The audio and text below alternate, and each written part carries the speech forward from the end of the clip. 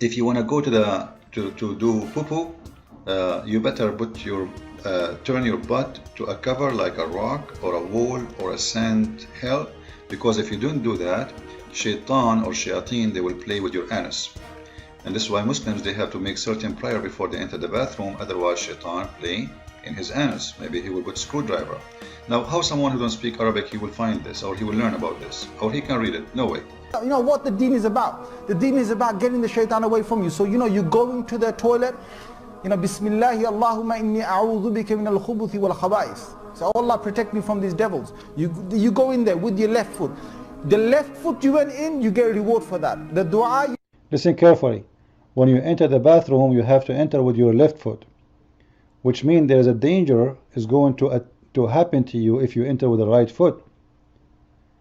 Let me play this again, just to show you the madness of Muhammad and his followers. You go in there with your left foot. The left foot you went in, you get a reward for that. Right the away. dua you said, shaitan will not see you. You're in the toilet, shaitan can't see you anymore. That's in a hadith, right? If you don't, it's in the hadith, remember.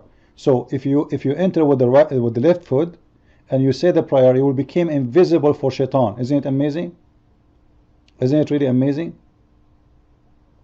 the dua you said, shaitan will not see you. You're in the toilet, shaitan can't see you anymore. That's in a hadith, right? If you don't say the dua, what happens is the shaitan not only comes inside, but the hadith of Tirmidhi says he plays with your bowels. He plays with your bowels. So you're inside there, you're thinking you're going to be out there in 5 minutes. He's taking you 20 minutes and you're still not halfway there. You know why? Because shaitan is going, ooh, la la. See, the hadith told you, the hadith says to us, he plays with your bowels.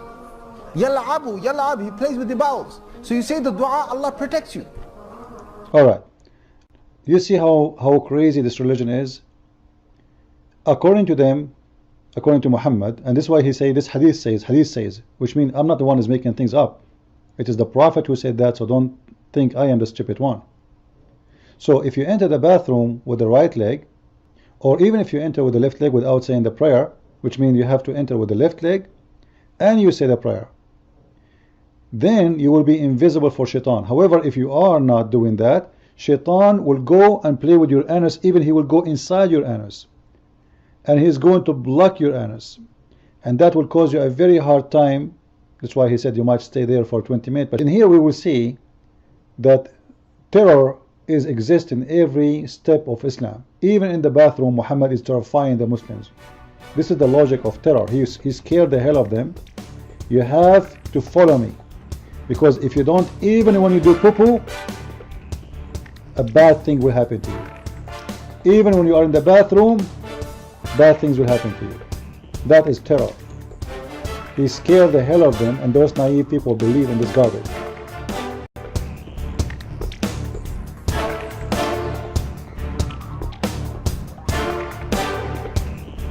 Allah will make us black and white, and this is the beast. Maybe this is Mr. Dinosaur, the Muslim dinosaur.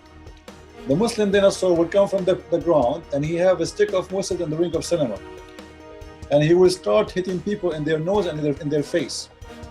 It will strike the nose of the disbeliever with the ring.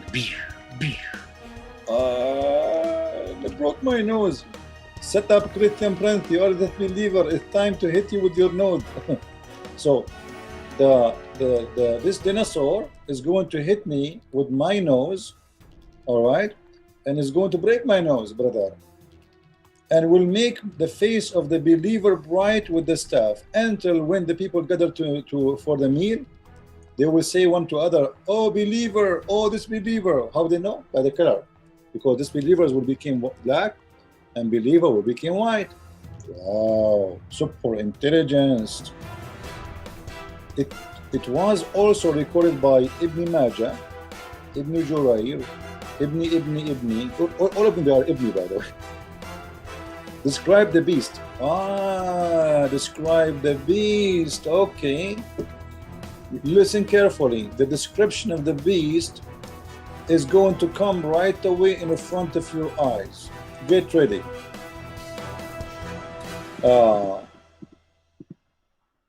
this beast have a special description.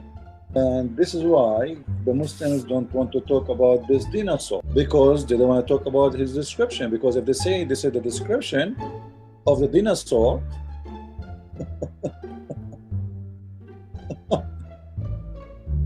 Lord have mercy.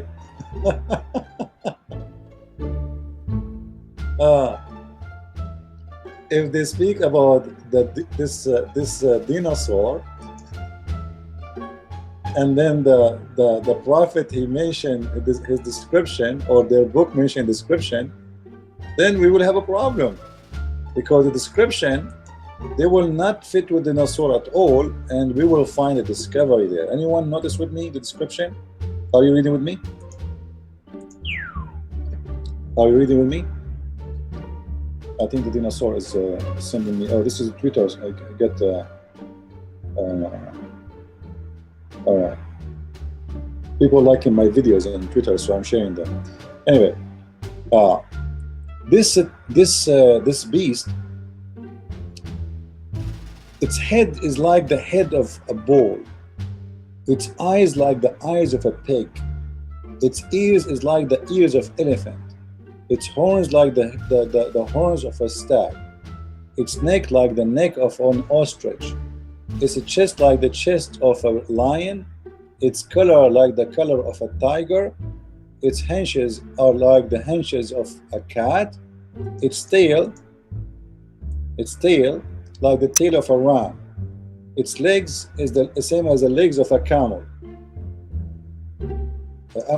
Just hold on. This is really too much.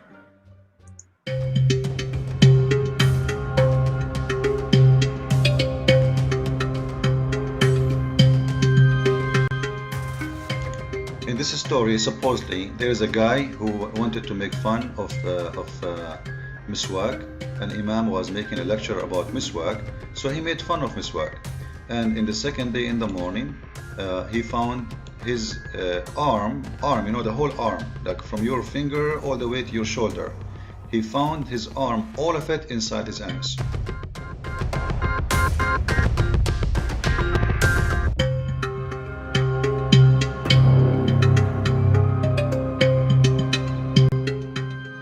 Someone he made fun of the miswak, and Allah he punished him, and he made him pregnant with a rat.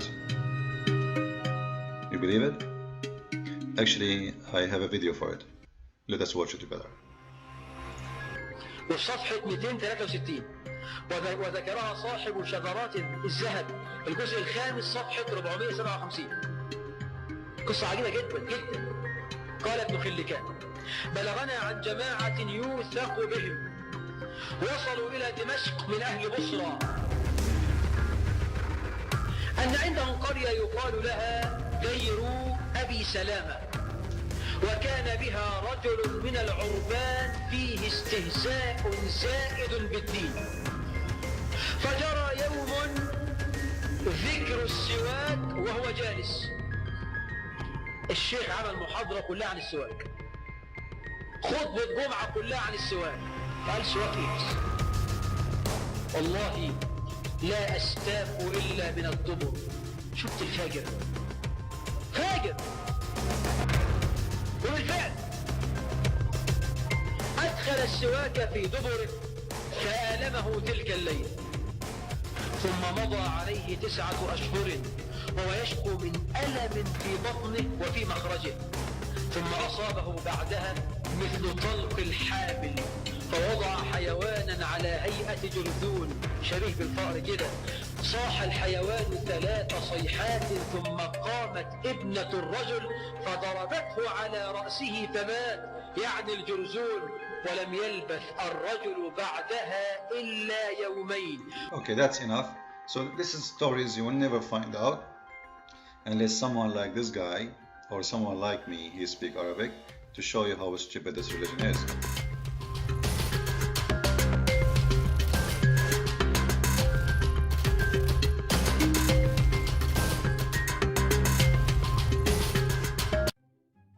Sperm coming from the location of your necklace, your mind? Yes, it is true. That is where Muslim women sperms come from. Yes, that is true.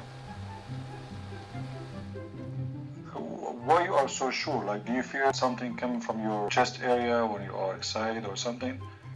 So tell us how you feel that really, and you are sure that you have a sperm, and your sperm is coming from your upper side of your neck or the chest, you know, the location of the necklace.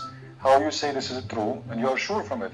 Have you ever examined such a thing? Sperm coming out there? How you know? Your mind. Yeah, I just told you that our sperm comes from what's related to Allah. Allah created our mother, which our mothers gave us our sperm, and that's how we got it. This is not the question. I'm asking you, you said that about the sperm coming from your chest, lady. Come on, what's wrong with you? You said, I asked you, is it true the Quran saying that the sperm coming from the upper side of your chest, which is the location of the necklace? You said, yes, is it true? So I'm asking you, I know everything you have in from Allah, everything you have, no problem. This is not the question. The Quran is speaking about specific location where the sperm come up from. You said this is true. You said, yes, it's true, it's coming from the upper side of the chest. How you know that this is true? Do you experience yourself as a Muslim female when you are horny, that sperm is coming from there? Do you feel it? Do you see it? What happened? How you know? Your mind. Yes, I have times where I have experienced it. Yes, there are times where I have experienced it. Listen, Hayita. So you experience, you are telling me that you are telling the truth, that you saw sperm coming from your chest? How that can be? Like, you know what, I want you to explain how this happened to me. You were excited and the sperm start coming from your chest. How that happened, your mind? For the record, why are we on this subject about sperm with the Muslim women? What is this about? What they? I mean, I don't hear nothing about the Jew women or Christian women. Say that too. No, please. I have a topic. I don't like to change topic. Tell me how you experience the sperm coming from your ribs, the location of the necklace. How that happened to you? Your mind. It was just something that happened and I experienced it. I mean, I went through a lot of things. I mean, I experienced it, and I went through other stuff before I became Muslim. So, are you saying, like, when you get excited, there's a white liquid come from your chest, your mind? Definitely. Do you have a proof of that? Happened a few years ago to me. Oh, so Muslims, they have orgasm once every few years? Yes, this does. Very true. I don't have holes in my chest, but it comes from my chest through other parts, which I will not say on here. Come from your chest to other parts? Where does those parts exist? Parts? Not one part. You said parts. So your sperm go in many parts? Your mind? I meant one part. Sorry about that. But I will not say it because it's not appropriate for me as a Muslim woman to say that. Yeah, thank you for the information. It's actually those information is like priceless ones because we never heard those things before. And this is the first time actually I have a conversation with Muslimas explaining to us how she have testicles, how she have a sperm, etc. This is very, very unique conversation. And you know, I hope Muslims, they will learn from this Muslima that yes, Quran says that they have testicles, and this is true. It's proven by science, proven by Muslims, and always Muslims don't lie. They say the truth. You know. So I am assuming that she did not lie to us. It must be a true story.